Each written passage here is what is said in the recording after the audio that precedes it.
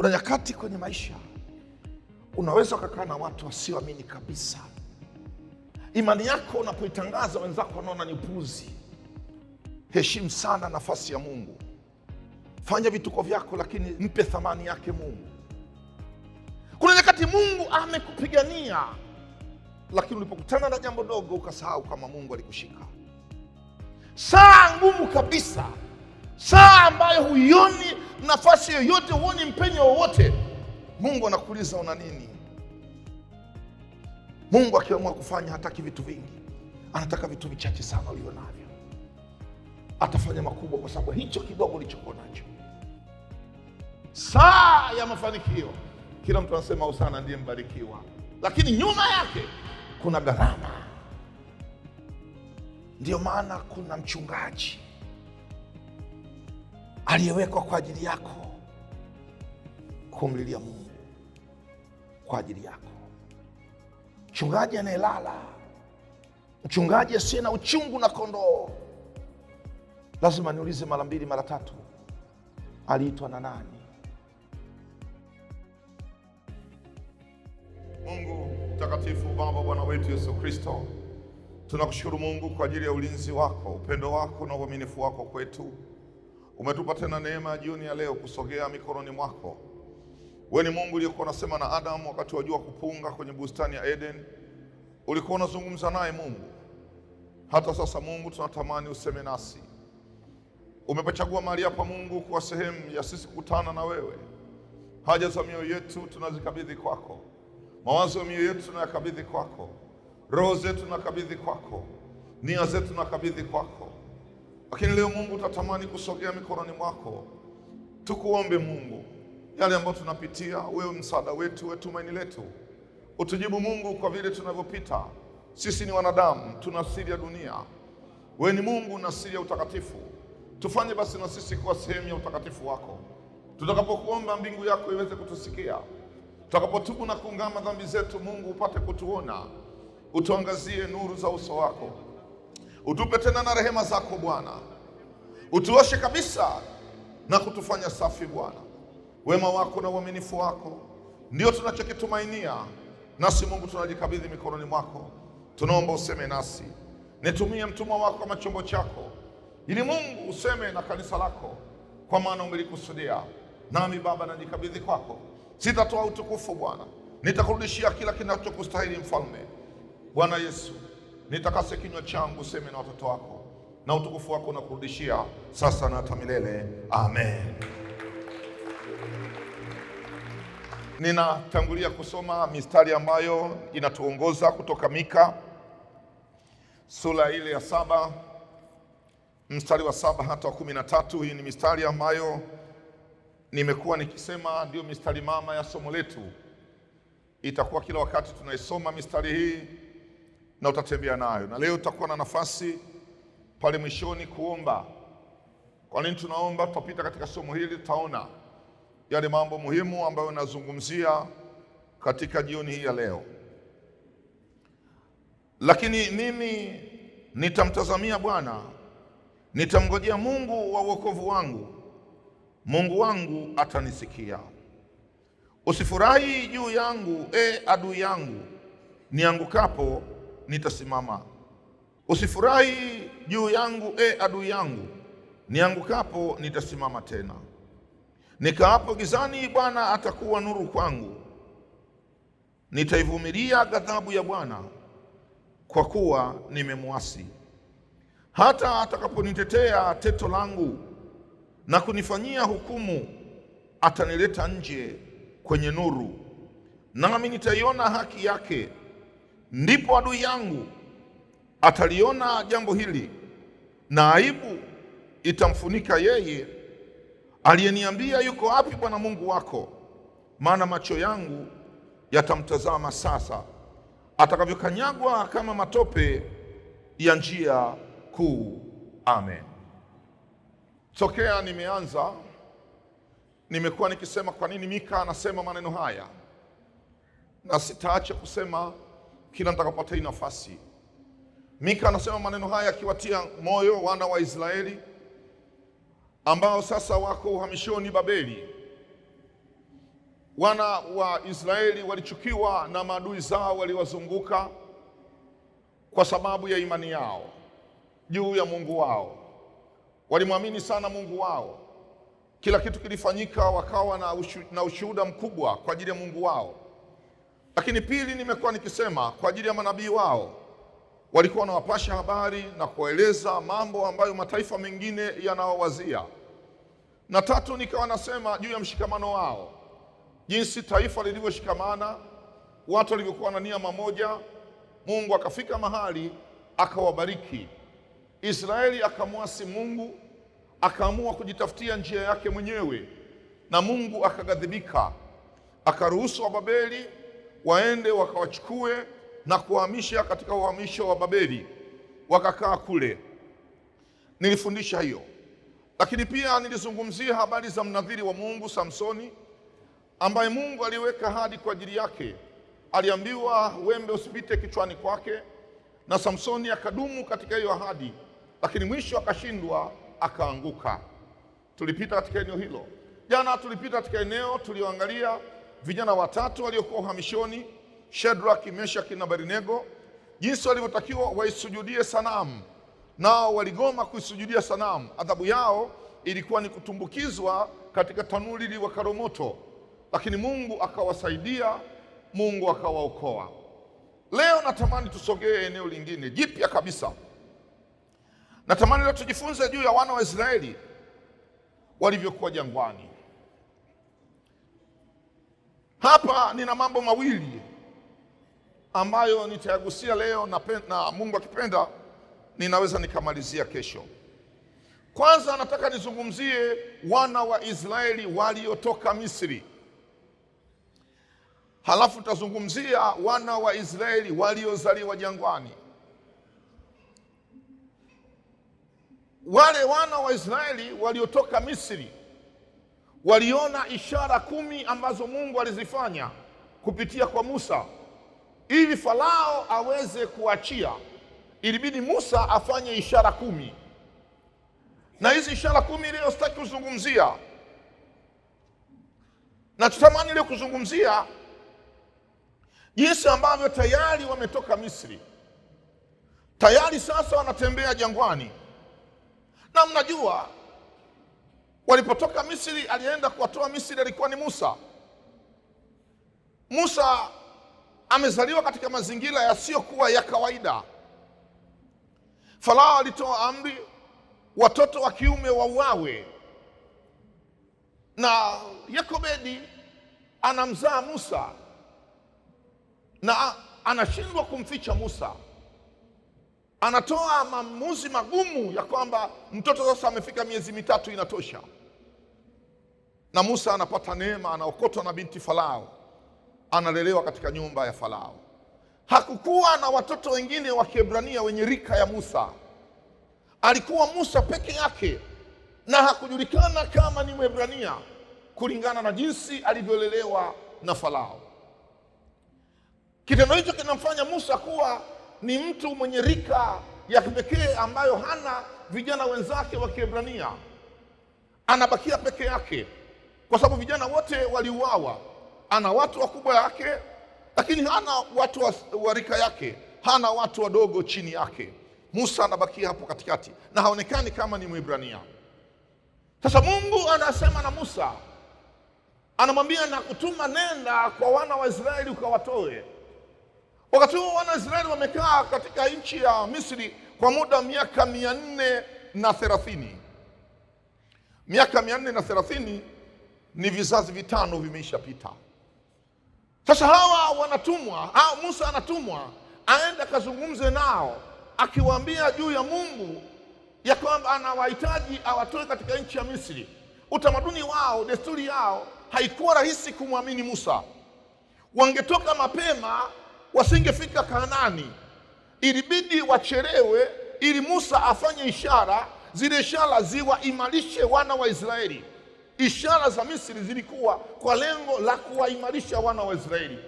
Sikiliza Kutoka sura ya 4 mstari wa kwanza. Kutoka sura ya 4 mstari wa kwanza. Kutoka sura ya 4 mstari wa kwanza na kutangulia kusoma. Kutoka 4:1.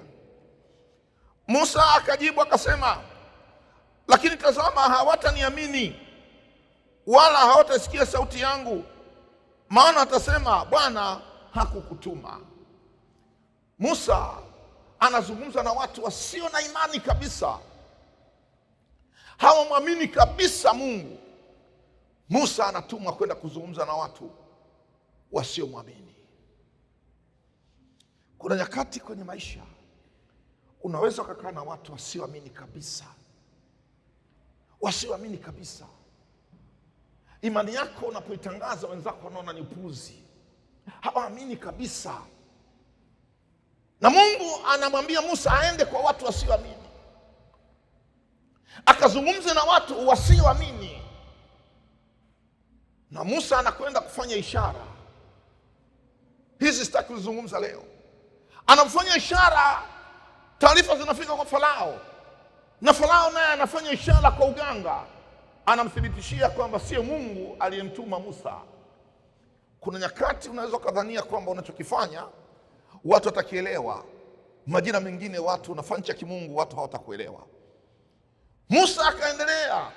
Kumbuka, anazungumza na watu wasiojua, wasioelewa, hawajui huyo Mungu anafanyaje. Musa ndio anaenda kuwafungua masikio, anaenda kuambia Mungu amenituma, Mungu wa baba zenu amenituma. Hawa watu hawaelewi. Hicho sicho leo ninachotaka kusema. Wakatoka Misri wakafanyiwa zile ishara 10, lakini leo nataka niongelee ishara 10 zilizofanyika jangwani. Hii ndiyo nataka nizungumze leo, na leo nitazungumza ishara 5 au mambo makuu 5 yaliyofanyika jangwani. Na haya ndiyo ambayo natamani leo tuende nayo kwenye eneo letu la maombi. Mambo 5 katika kitabu cha Hesabu sura ya 14 mstari wa 22 hata 24. Kuna maneno yafuatayo. Hesabu 14, 22, 24. Hesabu 14, 22, 24. Kwa sababu watu hawa wote ambao, narudia, kwa sababu watu hawa wote ambao umewaona wameuona utukufu wangu na ishara zangu nilizozitenda huko Misri na huko jangwani, pamoja na haya wamenijaribu mara hizi 10, wala hawakusikiliza sauti yangu. Hakika yangu hawataiona hiyo nchi niliyowapia baba zao, wala katika hao wote walionidharau hapana atakayeniona. Sura 24. Lakini mtumishi wangu Kalebu, kwa kuwa alikuwa na roho nyingine ndani yake, kama Biblia ni kwako piga mstari, roho nyingine ndani yake, naye ameniandama kwa moyo wote, nitamleta yeye mpaka nchi hiyo aliyoingia, na uzao wake watamiliki, na uzao wake watamiliki, lakini wengine hawataingia. Kwa nini hawataingia? Walinidharau. Kwa nini hawataingia? Hawakuniheshimu.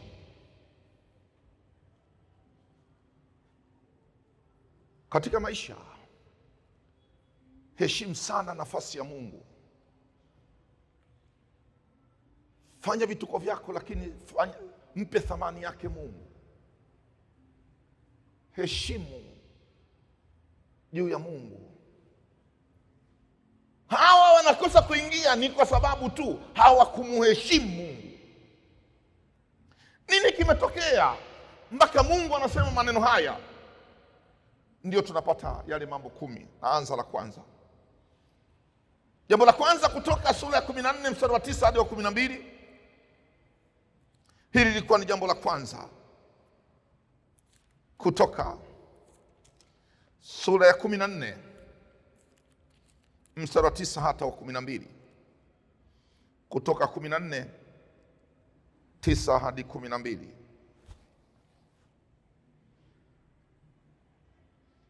Kutoka 14 9 hadi 12. Wamisri wakawafuata nyuma yao, farasi zote na magari yote ya Farao na askari zake wenye kupanda farasi na jeshi lake, nao wakawapata hali wamepanga pale karibu na bahari, karibu na Pi-hahirothi Elohi, kukabili Baal-Sefoni. Hata Farao alipowakaribia wana wa Israeli, wakainua macho yao, na tazama, Wamisri wanakuja nyuma yao. Wakaogopa sana. Wana wa Israeli wakamlilia Bwana, wakamwambia Musa, je, kwa sababu hapakuwa na makaburi katika Misri umetutoa huko ili tufe jangwani? Mbona umetutendea haya kututoa katika nchi ya Misri? Mstari 12. Neno hili silo tulilokuambia huko Misri, tukisema tuache tuwatumikie wa Misri, maana ni afadhali kuwatumikia wa Misri kuliko kufa jangwani. Ni afadhali kuwatumikia wa Misri kuliko kufa jangwani. Hao watu waliona jinsi Mungu anavyowapigania, walitambua Mungu anavyowapigania, walitambua jinsi ambavyo Mungu alivyowashika. Kuna nyakati Mungu amekushika, kuna nyakati Mungu amekupigania, lakini ulipokutana na jambo dogo ukasahau kama Mungu alikushika. Mungu amefanya mambo makubwa, Mungu amekutetea katika maeneo ambayo si ya kawaida, lakini ulipokutana na jaribu dogo ukasema Mungu ameniacha. Wanasema turudishe Misri, ni afadhali tukazikwe kuliko kufa jangwani. Wakamnung'unikia Musa pamoja na Mungu, wakiwa wanaona ni afadhali wabakie Misri kuliko kufia jangwani. Ngoja nikupe mstari wa kuzingatia. Zingatia huu mstari wa 12 ambao natamani sana ushike huu mstari. Zingatia huu mstari wa 12. Natamani sana ushike mstari. Wakamwambia Musa, je, ni kwa sababu hapakuwa na makaburi katika Misri umetutoa huko ili tufe jangwani? Mbona umetutendea haya kututoa katika nchi ya Misri? Sura 12. Neno hili silo tulilokuambia huko Misri. Kumbe walishawahi kusema, tukisema tuache tuwatumikie wa Misri, maana ni afadhali kuwatumikia wa Misri kuliko kufa jangwani. Tulishawahi kuambia, tulikwambia achana na Mungu wako, tulikwambia huwezi kufika mahali, tulikwambia achana na hayo mambo, kwenye familia yetu hatuna vitu kama hivyo, tulikwambia. Ni kwa sababu tumekuita katika matambiko zaidi ya mara 3 ukakataa, tulikuambia. Musa anazungumza na wanaume 600,000. Wanaume 600,000 wanazungumza lugha moja. Musa hana la kufanya. Hii ni eneo la kwanza kati ya mambo 10. Hili ni eneo la kwanza. Watu wote wamekukalia kinyume, watu wote wanasema kinyume, watu wote hawakuelewi kwa jambo lolote. Umefanya mambo makubwa sawa, lakini hatukuelewi katika jambo hili. Sura 13 wakaanza kulia. Walipoanza kulia na Musa akaingia kwenye kulia. Watu wote wanalia, hawaoni mbele yao. Kuna nyakati kwenye maisha unapita unalia, si kwamba unataka kulia, ila ulichokitegemea sicho, Na hapa kuna vijana hao wote, Musa alikuwa ni mkubwa wao, Musa alikuwa ni kaka yao. Aliyezidiwa na Musa alikuwa ni mmoja tu, Haruni. Waliobakia wote walikuwa ni watu wadogo. Na nataka nikwambie, kuna nyakati watoto, kuna nyakati watu wadogo, kuna nyakati familia yako, kuna nyakati watoto uliozaa mwenyewe wanaweza kukuliza.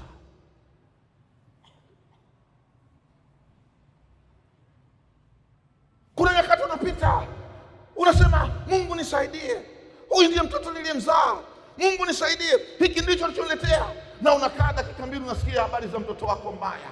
Unazunguka huko unasikia habari za mtoto wako mbaya. Unazunguka huko unasikia habari za mtoto wako mbaya. Halafu unamwita mtoto anasema, usinisemeshe, ulikuwa na maisha yako na mimi na maisha yangu. Musa anafika mahali pagumu. Wanasema maneno hayo ni watoto wenye umri mdogo kuliko Musa.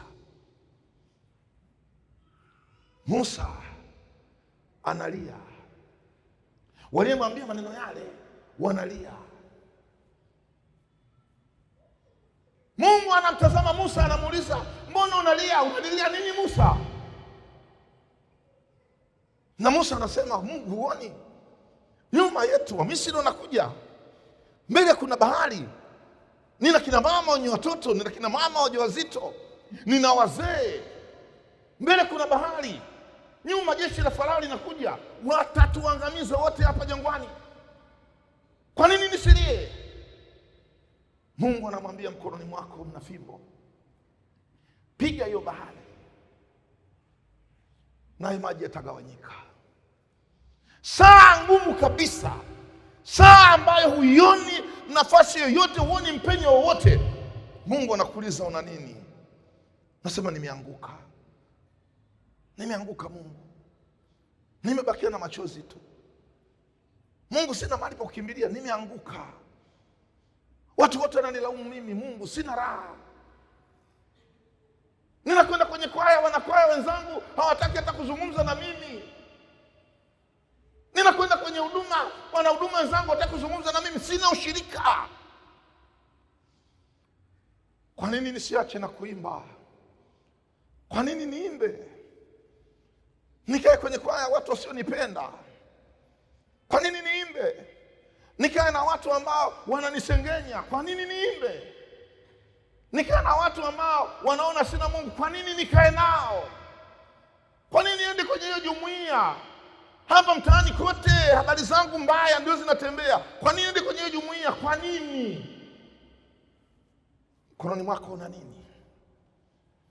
Anasema, nina fimbo, hiyo inatosha. Mungu akiamua kufanya hataki vitu vingi, anataka vitu vichache sana ulionavyo.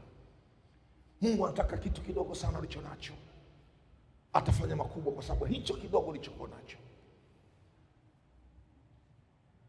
Wana wa Israeli wanatoka katika eneo hilo. Musa, ungekuwa ndio wewe ndio ungekuwa Musa, ungelifanyaje? Musa anabeba tena mzigo. Wakimaliza kuvuka, wana wa Israeli wanaanza kuimba katika Kutoka sura 15. Bwana ni Mungu wa vita, Bwana ndio jina lake. Farasi na mpanda farasi umekufa baharini. Saa ya mafanikio, kila mtu anasema Hosana ndiye mbarikiwa, lakini nyuma yake kuna gharama. Hili kwa jambo la kwanza. Jambo la pili, walipata shida ya maji pale Mara. Kutoka sura 15. Kutoka sura 15 mstari 22 hadi 25. Zingatia ule mstari wa 25. Kutoka 15 mstari wa 22 hadi wa 25. 22 hadi 25. Musa akaongoza Israeli waende mbele kutoka bahari ya Shamu. Wametoka katika ile tatu la kwanza. Nao wakatokea kwa jangwa la Shuri. Wakaenda safari ya siku 3 jangwani wasione maji. Walipofika mahali palipoitwa Mara, hawakupata kuyanywa yale maji ya Mara, kwa kuwa yalikuwa machungu. Kwa ajili ya hiyo jina lake likaitwa Mara. Sura 24. Ndipo watu wakamnung'unikia Musa wakisema, tunywe nini? Zingatia mstari 25. Naye akamlilia Bwana, Bwana akamwonyesha mti, naye akautia katika hayo maji yakawa matamu. Basi akawawekea amri na hukumu huko, akawaonja huko. Mmetoka tu kupiganiwa na Mungu, ghafla mmebadilika, maji hayanyweki, tunataka maji. Musa anasimama anamlilia Mungu. Nisikilize Segerea, ndiyo maana kuna mchungaji aliyewekwa kwa ajili yako kumlilia Mungu kwa ajili yako. Mchungaji anayelala, mchungaji mwenye usingizi, mchungaji anayekoroma, lazima niulize mara mbili mara tatu, aliitwa na nani? Mchungaji asiye na uchungu na kondoo, mchungaji ambaye kondoo akiumia yeye kwake hata jali, lazima nipate mashaka. Mchungaji usiyemjua, mchungaji uliyemkuta tu yuko madhabahuni, usiyemjua, usiyejua kanini kaanzisha kanisa, usiyejua kanisa lake lina nguvu ya namna gani. Je, ni nguvu ya Mungu au sio? Unaweza ukafika mahali ukapoteza ulicho nacho. Siwalazimishi kubakia KKKT Segerea, lakini nakushauri kaa mahali ambapo unajua kwamba nitakuwa mahali salama. Kaa mahali ambapo unajua kwamba hapa naweza nikafika nikamfikia mchungaji. Aina yangu ya uchungaji ni ngumu sana, ni ngumu mno. Nacheka na watu wote, naangalia watu wote. Hata mtu mwingine ambaye anadhania kwamba hastahili, anasema naenda kwa mchungaji, anakaribishwa. Usifikiri ya kwamba ni kazi rahisi. Usingizi uliohamishwa. Wakati wenzangu wanalala, mimi sina huo muda wa kulala. Nafikiria hawa ambao nimepewa, hawa ambao Mungu ataniuliza, hawa ambao wanalia kwa sababu hawana maji, mimi ndio nitafute maji kwa ajili yao. Hawa ambao wanahangaika, hawa vijana ambao wanatembea na bahasha za kaki, hawa vijana ambao wamekwenda kukaa kwenye interview halafu majina yao yamekatwa, hawa ni wa kwangu. Hawa vijana ambao sasa maisha yao yamekuwa ni maisha ya hatari, wamefika mahali wanaona umri na miaka inakwenda kwa ajili ya mabinti, wanaona kwamba sitaolewa tena, ndoa haipo tena. Hawa ni mabinti zangu, wanahitaji maji, na mimi ndiye mwenye jukumu la kuwapa maji.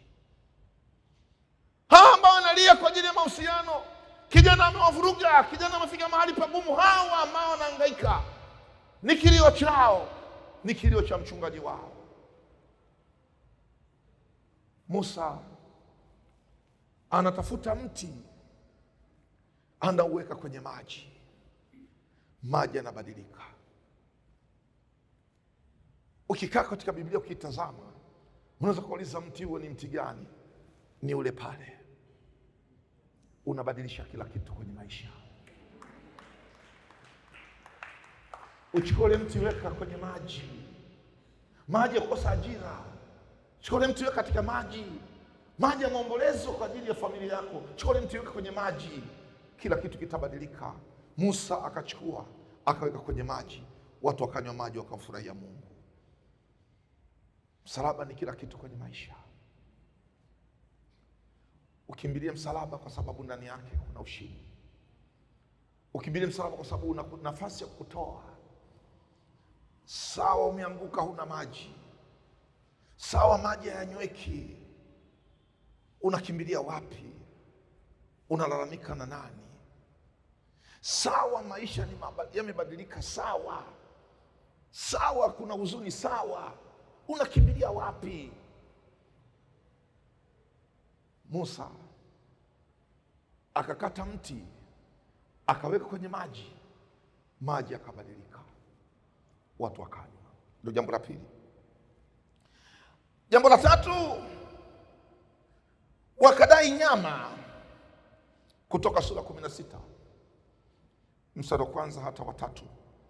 Zingatia ule mstari wa 3. Kutoka 16 1 hadi 3.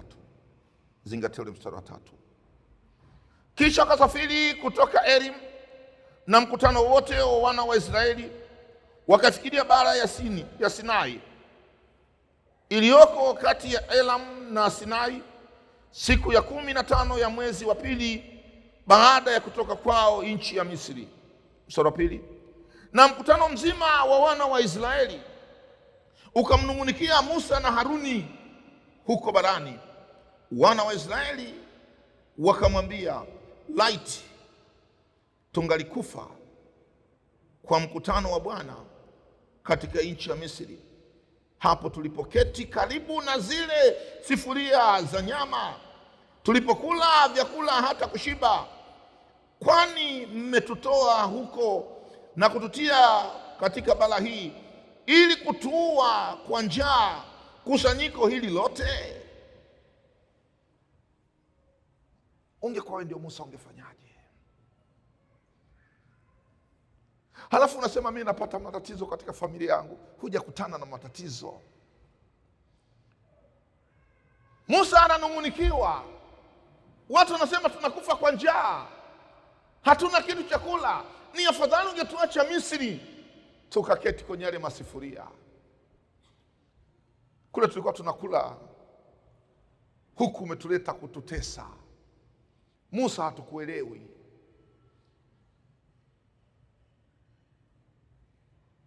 Na Musa anakwenda kumlilia Mungu. Mungu analeta kware, Mungu anawapa mana. Sijapata kuona upendo wa namna hii, upendo wa kulipa mema wakati wa mabaya. Sijapata kuona upendo wa namna hii. Unashutumiwa, huangalii shutuma, unaangalia kusudi la Mungu kwenye maisha. Sijapata kuona nguvu ya namna hii. Unalalamikiwa, lakini huangalii kulalamikiwa kwako, unaangalia kusudi la Mungu. Hii ni neema ya kipekee ambayo natamani 2026 wana wa Segerea, Mungu akupe neema ya namna hiyo. Hutanyamaziwa, watu hawatakaa kimya kwa ajili yako. Na siku zote nimekuwa nikisema, ukitaka usemewe maneno mazuri, ukitaka uwe mtu mwema, kufa. Yaani ukishakufa dakika hiyo hiyo tunabadilisha kibao, tunasema jinsi ulivyokuwa mwema.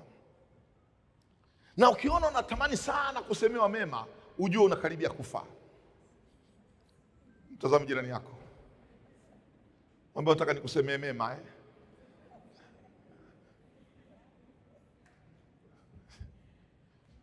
Nataka nikwambie, maiti haisemwi vibaya, na mtu yote atakayesema vibaya maiti tutamlaumu. Hivi mlishawahi kusikia wasifu wa marehemu? Huyu alikuwa jambazi, alipona mara ya kwanza kuchoma moto, mara ya pili alipigwa, halafu akaponea polisi. Huyu marehemu kwa kweli alikuwa hajapatikana mtu kama huyu. Mwizi wa magari wa kupitiliza, huyu alikutana na wewe njiani, ama zako ama zake. Marehemu huyu tunavyomwona hapa, kwa kweli Mungu amempokea. Shakusikia hiyo? Utasikia tu alikuwa anajishughulisha na shughuli za ujasiriamali. Hakutaka kuajiriwa, alijiajiri. Na kazi zake nyingi alikuwa anazifanya wakati wa usiku. Alikuwa kama vile labda ni mlinzi. Wewe utasema marehemu vibaya? Ukikaa duniani, ukiwa uko hai, unatembea, ruhusu watu waseme mabaya. Ukiwa unatembea duniani, ruhusu usikilize maneno mabaya. Haya maneno mabaya yatakusaidia kuwa mtu mwema, na hatutazungumza maneno mema ukiwa uko hai. Ukiwa uko hai lazima tuseme mabaya ili uwe mwema. Na ukiona mtu unazungumziwa mema, unakaribia kufa au umeshakufa mwenyewe tu hujijui. Hebu mtikise jirani yako, mwambie wewe ni mtu mwema. Ukicheka mimi nafurahi.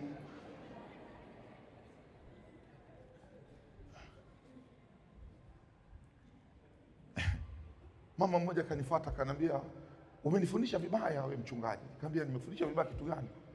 Umenifundisha nisijali mambo. Akasema ndio nimefundisha vibaya. Akasema kabisa. Sasa hivi ninaonekana mimi kama mtu jeuri katika familia. Sema unakaribia kufika uzima wa mbinguni. Yaani hiyo ndio certificate ya kwenda katika uzima wa mbinguni.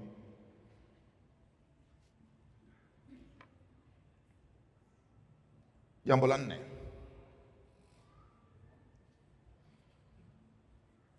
Katika Kutoka sura 16 mstari wa 19 hadi wa 20.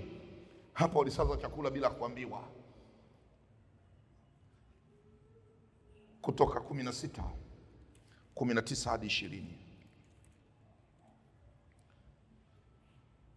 19, 20, 16.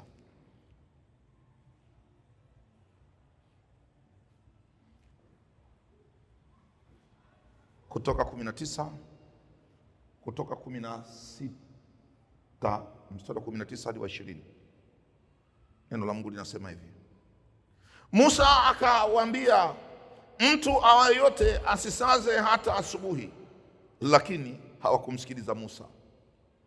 Wengine miongoni mwao wakasaza hata asubuhi, nacho kikaingia mabuu na kutoa uvundo. Musa akawakasirikia sana. Jifundishe kusikiliza maelezo. Jifundishe kusikiliza maelekezo. Mmetaka chakula, Mungu amewapa. Basi kuleni leo tu, acheni kesho Mungu atawapa kingine. Haiwezekani. Tunataka kuweka na kesho. Asubuhi wameamka, chakula kinanuka. Halafu wanaenda kumwambia Musa, kile chakula cha jana tulibakisha. Halafu kinanuka. Ungekuwa Musa ungefanyaje? Ungetamani kuongoza hao watu? Kwani una shida gani Musa? Mbona una mifugo ya mkwe wako Yethro? Mbona una watoto wako kina Spora? Unahangaika na nini Musa? Musa, unahangaika na watu wasiokuwa na shukrani. Kwa nini? Sikiliza vizuri. Kwenye familia yako kuna watu wasiokuwa na shukrani. Na saa nyingine ulishasema simsaidii, hana shukrani. Yule hata angefanyaje, simsaidii tena. Unapata hasara mwenyewe tu.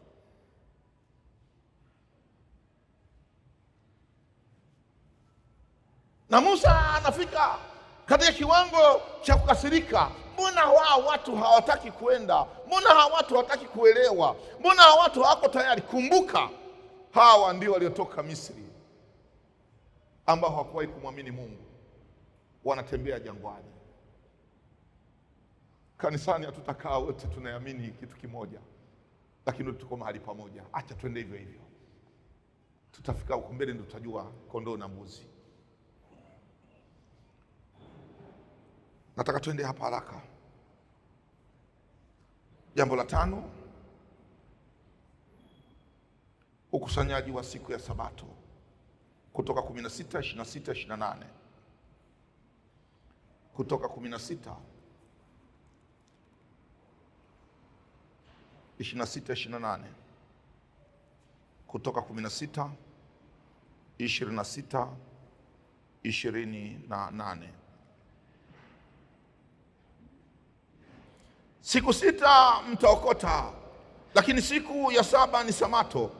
Siku hiyo hakitapatikana. Ikawa siku ya 7 wengine wakatoka kwenda kukiokota wasikione. Bwana akamwambia Musa, mtakataa kuyashika maagizo yangu na sheria zangu hata lini? Kila unachoambiwa hauko tayari. Sasa nyingine nimewaga na furahi kweli. Washirika wangu wa Segera, sasa nyingine unahubiri naye anahubiri. Unahubiri naye anahubiri, anakuhubiria. Unasema Bwana Yesu akaonea huruma, alafu mshirika akasema wewe mwenyewe una huruma. Na mimi nahubiri naye ananihubiria. Mbona juzi tulikuja kwako hukutuhurumia? Tulikuwa tunataka kwenda mahali fulani hukutuhurumia. Kwaya hata hela kutupa, una huruma wewe. Mimi nahubiri na wao wananihubiria.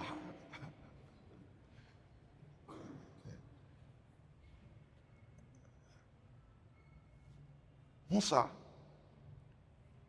anakusudia jambo la kipekee, kubeba moyo wa uvumilivu na kuwabeba wengine bila ya kuwachoka. Na sasa nataka tumalizie leo katika sehemu yangu ya msingi, Hesabu 14 mstari ule wa 28 hadi 34. Hapa ndiko tutakuwa na ujumbe utakaotuingiza kwenye maombi siku ya leo. Hesabu, kesho tutaendelea na mambo matano yaliyobakia. Hesabu 14 mstari 28 hadi 34. Hesabu 14 28 hadi 34. Waambieni, kama niishivyo asema Bwana, hakika yangu kama ninyi mlivyonena masikioni mwangu, ndivyo nitakavyowafanya ninyi. Mizoga yenu itaanguka katika jangwa hili, na wote waliohesabiwa miongoni mwao kama jumla ya hesabu yao, tangu waliopata umri wa miaka 20 na zaidi, hao walioninung'unikia, hakika yangu hamtaingia ninyi katika nchi ambayo niliinua mkono wangu ya kwamba nitawaketisha humo, isipokuwa Karebu mwana wa Yefune na Yoshua mwana wa Nuni. Lakini watoto wenu ambao mlisema watakuwa mateka, ndio nitakaowaleta na kuwatia ndani, nao wataijua nchi hiyo mlioikataa. Lakini katika habari zenu, mizoga yenu itaanguka katika jangwa hili, kisha watoto wenu watakuwa wachungaji jangwani muda wa miaka 40, nao watachukua mzigo wa uasherati wenu hata mizoga yenu itakapoanguka jangwani. Kwa hesabu ya hizo siku mlizopeleleza ile nchi, yani siku 40, kila siku kuhesabiwa mwaka, mtachukua maovu yenu, ndiyo miaka 40, nanyi mtajua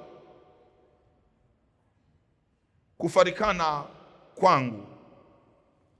Wapendwa wangu, watoto wetu lazima wavuke. Hata kama sisi hatutavuka, watoto wetu lazima wavuke. Hata kama sisi hatutakwenda, watoto wetu waende.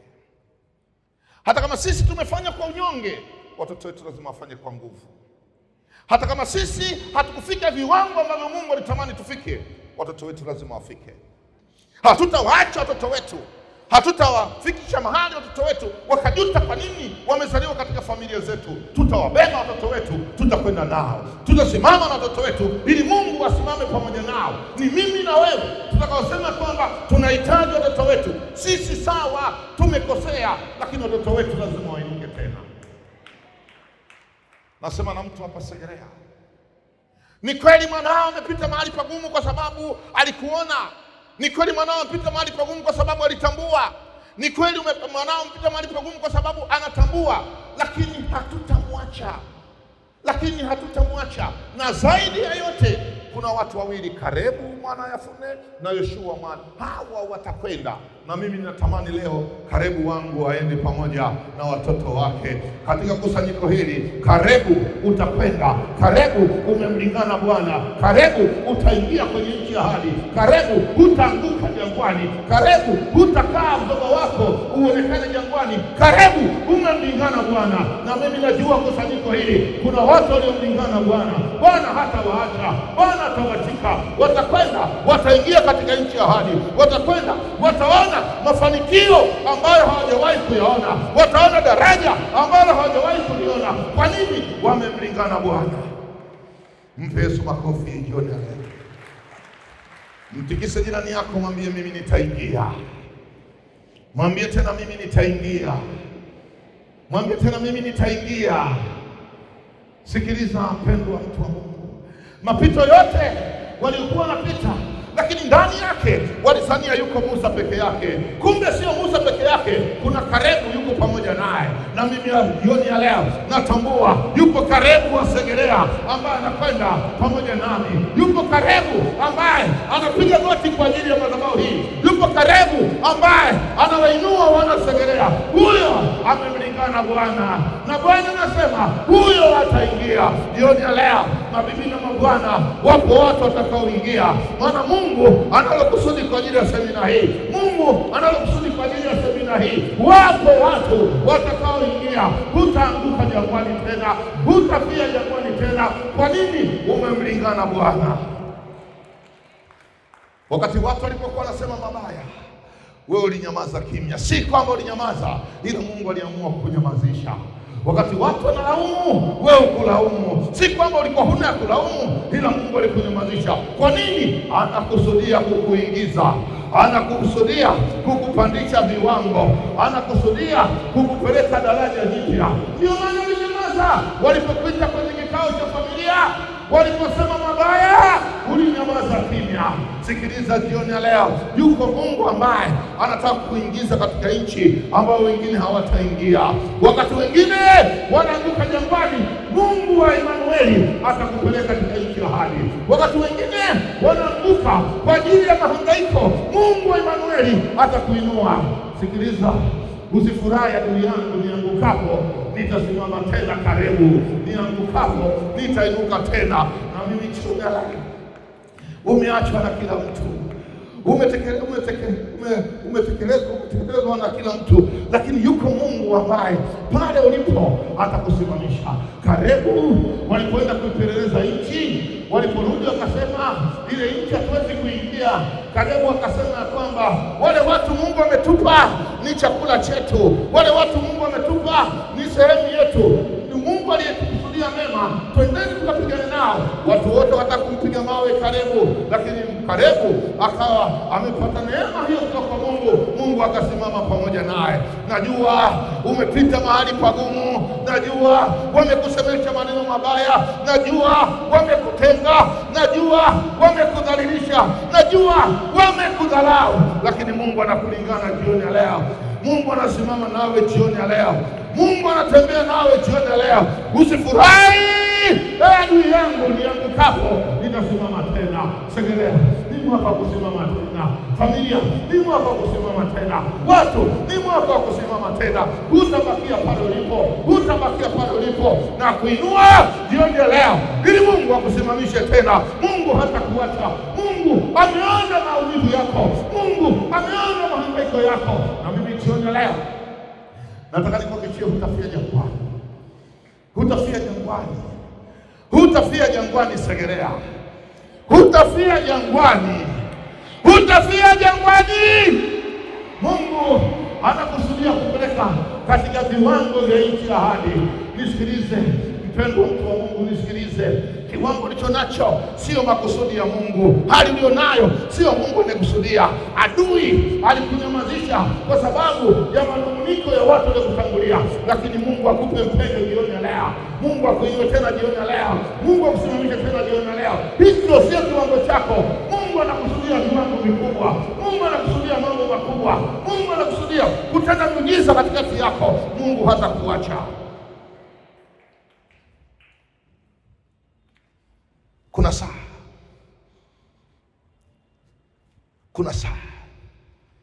unashangaa matendo ya Mungu anayafanya kwa mwanao ambaye hukumtegemea. Mungu anamuinua ufike mahali useme huyu ni mwanangu. Kipindi hiki unapita unasema una watoto wangapi? Na watoto 6. Lakini huyo mmoja Mungu tu amsaidie, Mungu tu amsaidie. Tafika mahali utasema kwamba mwanangu ndiye msaada wangu.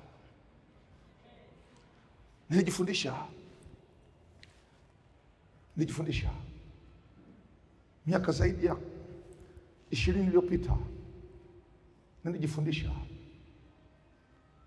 wakati watoto wangu wawili mabinti walipokuwa kwa sekondari.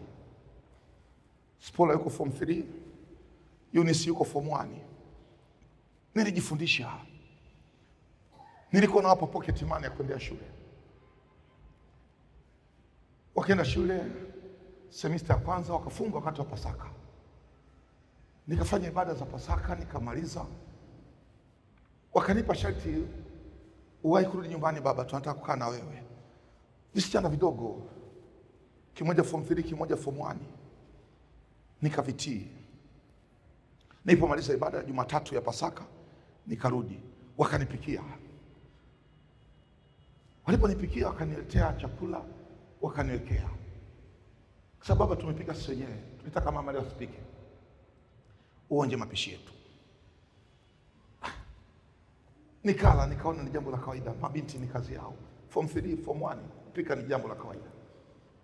Nimaliza pale, wakaingia ndani, wakatoka na boksi la gift, boksi la zawadi. Wakaja pale wakaniletea zawadi. Naambia nyie mna kitu gani? Nasema tumekuletea dadi zawadi. Zawadi gani? Tumekuletea shati. Nauliza, hela mmepata wapi? Nyie mabinti wanasema pocket money, tulikubaliana tutunze tukununulie baba yetu shati. Kwa tumekuletea baba leo shati, uanze kuvaa. Ile shati ndio limechakaa kuliko mashati yote. Mama mchungaji akaamua kulificha, kwa sababu kila likifuliwa likinyoshwa liko mwilini. Shati la watoto wangu, kwa sababu siwezi kujua kama nitapata lingine. Hili la form 1 na form 3, hili ndio nimelipata, acha hili nilivae. Mama kanambia, sasa imekuwa kama ndio kitambulisho chako. Mtu akiona kuna sema umepira yule anakuja, ai sasa ni aibu. Sio na mashati mengine, asema hili la watoto wangu. Yule ambaye humtegemei, yule ambaye humdhanii, yule ambaye hukujua, Mungu anataka kufanya jambo kwa ajili ya maisha yako. Mtoto wako aliyedharauliwa, aliyekuwa hana lolote, mtoto wako aliyedharauliwa, aliyekuwa hana ujuzi wowote, huyo ndiye Mungu anahitaji. Huyo ndiye Mungu anatamani kumsimamisha. Huyo ndiye Mungu anatamani kwenda pamoja naye. Yule ambaye hata mwenyewe umekata tamaa, huyo ndiye Mungu anamhitaji. Na mimi jioni ya leo nina mtoto mmoja ambaye najua anainuka jioni ya leo, kutoka katika familia ambayo imemkatia tamaa, kutoka katika familia ambayo inasema kwamba afadhali ya wenzake, huyu hamna kitu, afadhali ya fulani na fulani, huyu ni hasara tupu. Nakwambia jioni ya leo ipo Mungu katika madhabahu hii atakayemuinua huyo ambaye amekatiwa tamaa.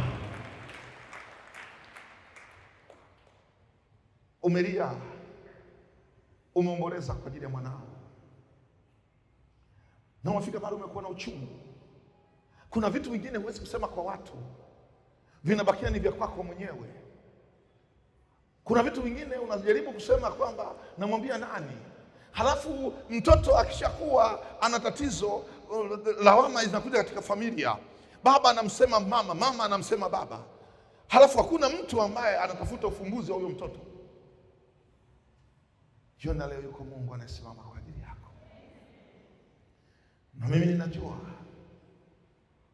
Mungu hatakuacha na watoto wako. Kuna watu ambao wanaanguka jangwani, wewe hutaanguka jangwani.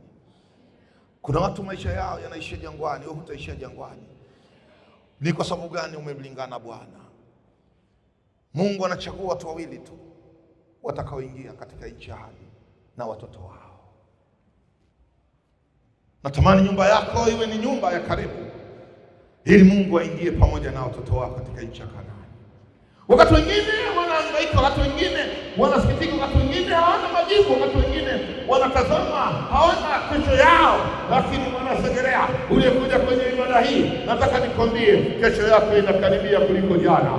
Uinuliwaji wako unakaribia kuliko jinsi ulivyoanguka. Na mimi nasema tena, usifurahi adui yangu, niangukapo nitasimama tena. Watoto wangu wameanguka sawa, lakini ipo neema ya kusimamisha tena, ipo saa ya kusimamisha tena. Kila kitu changu kimeanguka, lakini Mungu wangu hajaanguka. Kila kitu changu kimepotea, lakini Mungu wangu hajapotea. Ni kweli nimezaliwa jangwani, ni kweli sikuona matendo makuu ya Mungu aliyofanya, ni kweli nimenung'unika, ni kweli nimefika mahali nimesema isingefaa, lakini bado lipo tumaini, bado ipo neema. Ile neema isimame, lile tumaini lisimame, na Mungu wangu aende akafanye.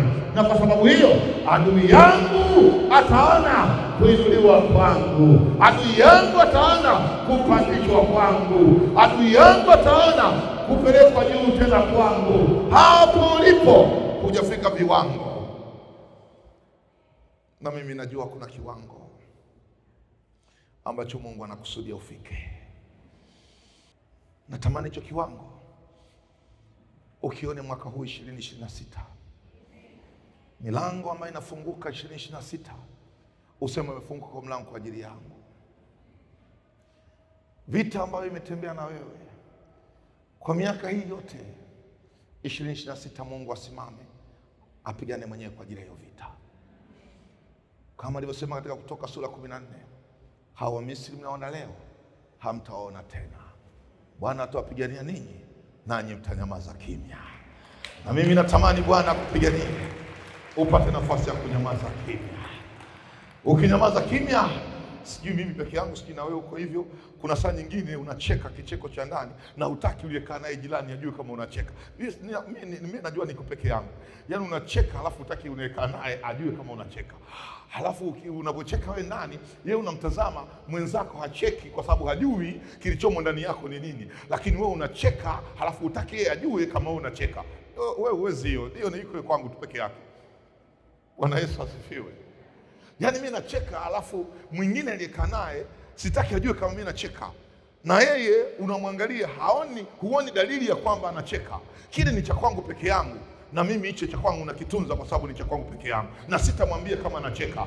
Badala yake atasema kwamba mbona leo kama una furaha? Afu naambia niko kawaida tu.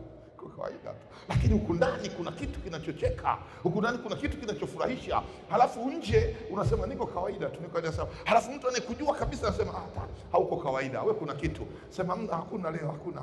Halafu ndani unazidi kucheka kwa sababu unasema hivi na huyu naye ameanza kujua kama mimi nina furaha isiyo kwa kawaida. Halafu unasema niambie basi unacheka kitu gani? Au unanicheka mimi? Nasema hapa tutakalini mimi na wewe tukachekana bwana. Ila huku ndani mwenzako nina kicheko kisichokuwa cha kawaida. Na mimi natamani Segerea watu na kicheko, hata mtu mwingine asijue unachocheka ni kitu gani. Mtu mwingine asitambue unacheka kitu gani. Kinakuwa ni kicheko cha kwako binafsi, kwa sababu kuna kitu fulani umekitegemea, halafu unakiona kinaanza kusogea, kinaanza kuja, halafu kile kitu hakija kufikia rasmi, lakini unakiona kile kitu kinakaribia. Kile kitu nikipiga hatua mbili kile kitu takikuta, halafu kile kitu nikikipata kile kitu, lakini bado sijakishika, lakini kinakuja, ninakiona kinakaribia. Kile kiajira naona kinakaribia, kile kibiashara nakiona kinakaribia, kile ambacho nataka nikifungue nakiona kinakaribia. Sitaki mwingine ajue, kinabakia ni cha kwangu kwa sababu kinanikaribia. Lakini watu wakijua wanaweza kanizuia. Nacheka kwa ndani, sicheki kwa nje. Na mimi natamani watu wawe na kicheko cha ndani, sio kicheko cha nje. Kikitoka nitacheka pamoja nao, kabla kijatoka ninachekea ndani kwa ndani. Nisikilize Segerea, usifurahi adui yangu niangukapo nitasimama tena. Natamani nifanye maombi. Simama kwa miguu yako, uninyunyizia maji. Leo nitakuwa na maombi na baadaye tutaachilia sadaka. Kesho tutaendelea na mambo mengine 5 juu ya wana wa Israeli jangwani. Uninyunyizie